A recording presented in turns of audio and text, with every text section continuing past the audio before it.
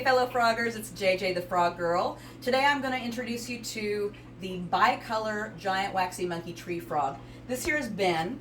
She is actually a Peruvian bicolor. What makes her different is she has orange or yellow here on her sides, also on her toes.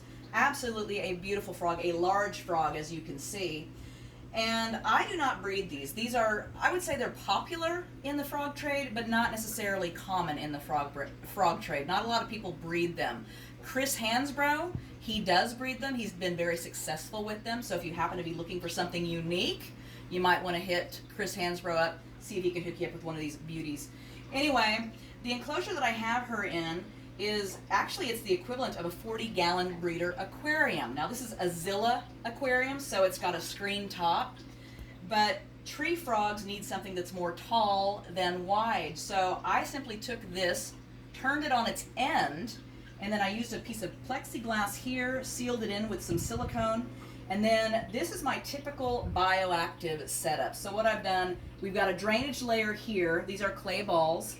Then I've got some landscape fabric on top of those. That keeps your substrate layer from falling into your drainage layer. The substrate I use is peat moss, coconut husk chips, sphagnum moss, charcoal, and some leaf litter. The leaf litter I actually get from a park that's nearby. I boil the leaf litter so that way you don't have any microorganisms, anything on the leaves that could be harmful to your frogs. Then I have some moist New Zealand sphagnum moss. That's great for keeping your humidity levels higher. And then these are magnolia leaves. Again, they are boiled as well. Really, it's more for aesthetics than anything. They just make it look really, really nice. This plant here is a Dracaena, a nice tall plant for your tall enclosure. And the soil, by the way, is something that I do sell. It can get pretty expensive when you're buying all of these different things to go into it. So I do sell the soil that I've already pre-mixed for you. Anyway, these guys like to perch, kind of like a gargoyle.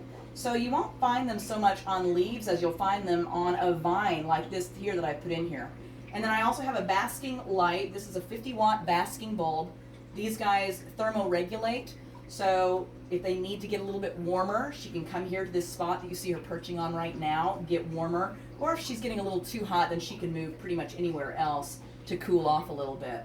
Anyway, these guys are absolutely fantastic frogs, just beautiful frogs. Really more of an intermediate than a beginner, but they do need ventilation. So the screen lid that I will have on the front of this is ideal for that. You get really nice airflow.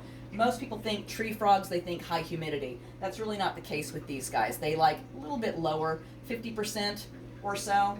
And then, of course, higher temps as well. They need to be able to get a little bit higher, where you have a lot of species that prefer cooler temps, you know, in the 70s.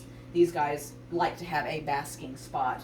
Anyway, absolutely a beautiful frog, and I'm so excited to have her and have her in this great enclosure. Again, Chris Hansbrough, if you're looking to get a unique frog, he's the guy to check out. And that's pretty much it. So thanks for watching, and happy frogging.